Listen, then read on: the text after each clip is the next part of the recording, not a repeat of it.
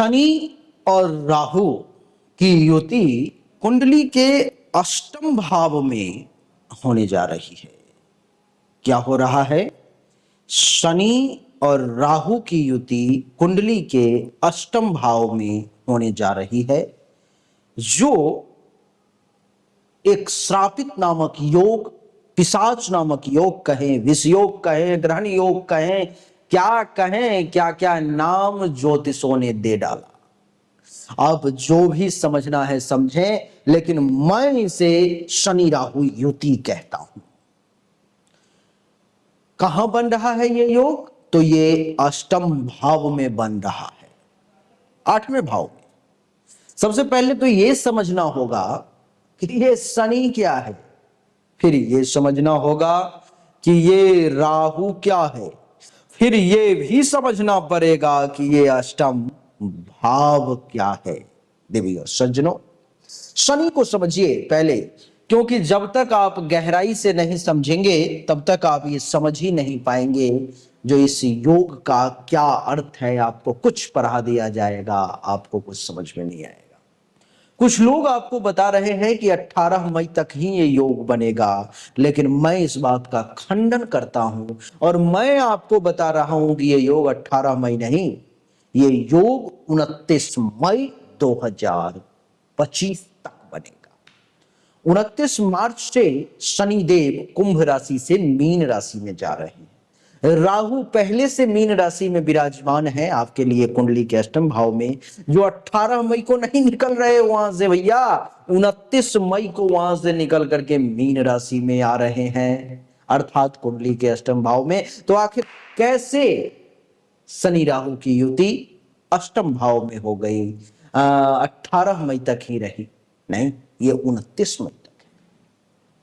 अब थोड़ा सा ये समझें जो शनि क्या है।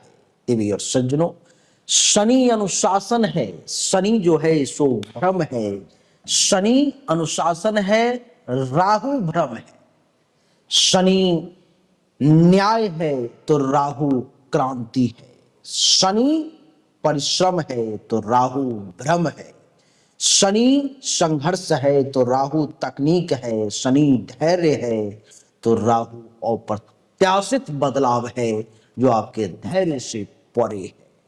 अब देखिए कि दोनों एक दूसरे के, शनि न्याय है तो राहु अन्याय है, जबकि शास्त्रों में कहा गया कि जस शनि तस राहु, यानी कि जैसा शनि वैसा राहु। क्या ये सच है? ये आधा ही सच है। इसका अर्थ यह है कि आपकी जन्म कुंडली में जैसा शनि होगा उससे मिलता जुलता कुछ परिणाम आपको राहु देगा, ना कि जो शनि का फल होगा वही राहु का फल होगा, ऐसा नहीं है। अष्टम भाव क्या है? अष्टम भाव तंत्र है, अष्टम भाव मंत्र है, अष्टम भाव शोध है, अष्टम भाव विज्ञान है, अष्टम भाव गूढ़ रहस्य है, अष्टम भाव अप्रत्याशित लाभ है, अष्टम भाव आपका जीवन है, अष्टम भाव आपकी मृत्यु भी है। अष्टम भाव वो भी है जो आपकी सोच से परे है, जो आप समझ नहीं सकते, जो मैं समझ नहीं सकता, यानी कि अष्टम भाव रहस्य है, मिस्ट्री है। अष्टम भाव वहीं पे मृत्यु है और वहीं पे जीवन भी है। इन तीन चीजों को आपने बड़ी बारीकी से सुना और समझा। अब ये समझिए कि अष्टम भाव में जो ये योग बन रहे हैं इस 61 दिन के लिए, यानी कि लगभग 2 महीने के लिए, इसका क्या परिणाम होगा? तो इसमें मैं पहला 15 अच्छे रिजल्ट और 5 बुरे रिजल्ट बताने जा रहा हूं, क्योंकि आप जानते हैं कि कोई भी समय सिर्फ अच्छा या सिर्फ बुरा नहीं होता। तो पहला आपके सामने है गूढ़ ज्ञान और शोध के कार्यों में सफलता का योग। व्यक्ति को इस समय में ज्योतिष, तंत्र, मनोविज्ञान, गुप्त विज्ञान, रिसर्च, इसमें गहरी रुचि होगी सिंह राशि वाले व्यक्ति को, और इसमें बड़ी सफलता का योग भी आपके लिए बन रहा है। दूसरा, अचानक से धन लाभ का योग, रैंडम बहुत बड़ा योग। ये जो शनि राहु की युति है ना, अचानक से जो 1,000 रुपए कमाने वाला व्यक्ति है, जो लाख रुपए कमाने वाला व्यक्ति है, उसको करोड़ों का मालिक बना देता है अचानक से। जो सोच से परे है, दुनिया वाले अंदाजा नहीं लगा पाते कि आखिर इसको ऐसा क्या हाथ लग गया, इसने कैसे ये सब कर लिया। देवी और सज्जनों, आपको बीमा, स्टॉक मार्केट, विरासत या किसी भी छुपे हुए जगह से या अनएक्सपेक्टेड जगह से धन लाभ का विशेष योग जो है सो बन रहा है। देवी और सज्जनों, तीसरा, इस समय में अच्छा जासूस या खुफिया एजेंट बनने की योग्यता आप में आ सकती है। आप किसी चीज की जासूसी बहुत बेहतरीन, अगर कोई सीबीआई विभाग में है, सीआईडी विभाग में है, टैक्स विभाग में है और कुछ गुप्त चीजों की सूची निकालना चाहता है, कुछ गुप्त चीजों को लोगों के सामने लाना चाहता है, वो जानना चाहता है, तो ये समय उसके लिए, ये 61 दिन का समय वरदान है। इस समय में वो सब कुछ जान सकता है। देवी और सज्जनों, छुपे से छुपे हुए रहस्यों को उजागर करने की शक्ति इस समय में सिंह राशि वालों के पास में आ जाएगी।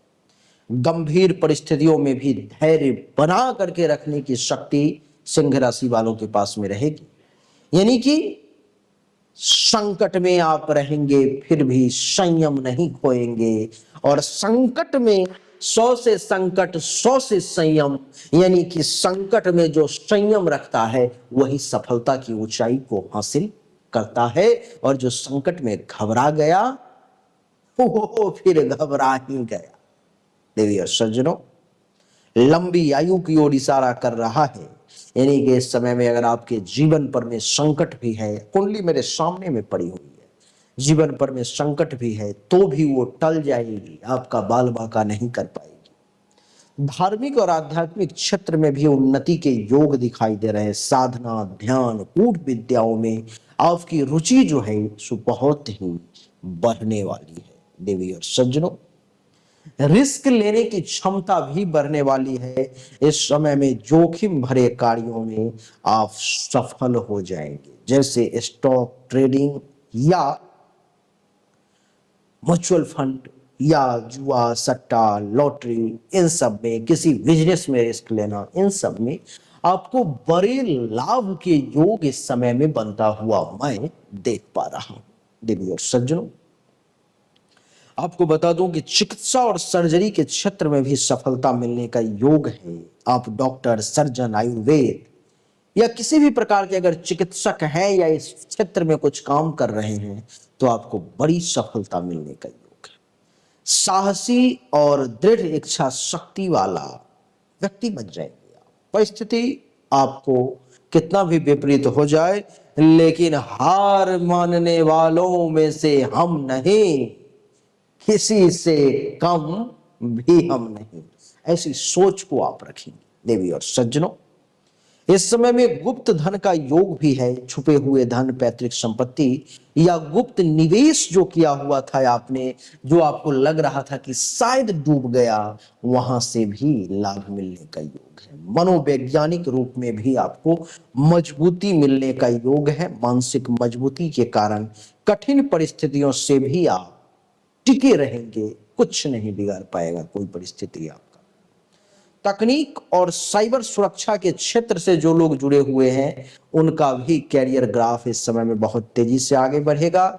जैसे कि साइबर सुरक्षा, एथिकल हैकिंग और गुप्त कोडिंग में भी आप निपुण हो जाएंगे। गुप्त संगठन और खुफिया एजेंसी से जो जुड़े हुए लोग हैं, ऐसे लोग भी बहुत तेजी से आगे बढ़ेंगे, जैसे सीआईडी, पुलिस या गुप्तचर विभाग से संबंधित। राजनीति के क्षेत्र में भी जबरदस्त सफलता का योग है। राजनीति के क्षेत्र में भी बड़ी सफलता मिलेगी। आप अगर बहुत निचले स्तर पर में भी राजनीति में थे तो इस समय में आपको कुछ बड़ा पद मिल सकता है।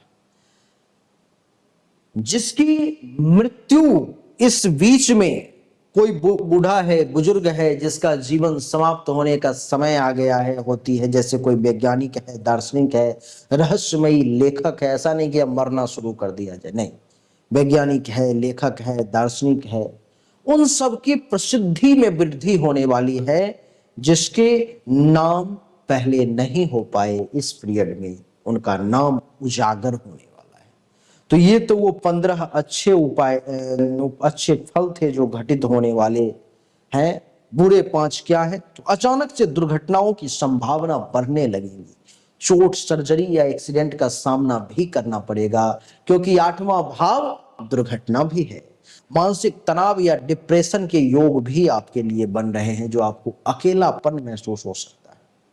पैतृक संपत्ति को लेकर के भी आप थोड़े से विवाद में आ सकते हैं।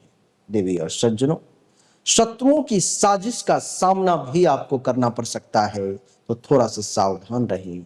अचानक नौकरी या व्यवसाय में भी उतार चढ़ाव की स्थिति जो है सो आ सकती है, तो आपको थोड़ा सावधान रहना पड़ेगा। आपको करना क्या है कि शनिवार के दिन हनुमान चालीसा का पाठ, शनि के लिए और राहु के लिए भैरव की उपासना अगर आप करते हैं, सूर्य को जल देते हैं, दुर्गा सप्तशती का पाठ करते हैं या श्रवण करते हैं, ये सब कुछ नहीं कर सकते तो नमो रांग राहवे नमः या नमो केतवे नमः मंत्र का भी अगर जाप करते हैं, नमो शं शनिश्चराय नमः मंत्र का भी अगर कुछ कुछ बार, जितना एक एक माला हो, 10-10 बार हो, 20-20, जितना आपको संभव हो पाए आप कर लेंगे, आपके लिए अच्छा रहेगा।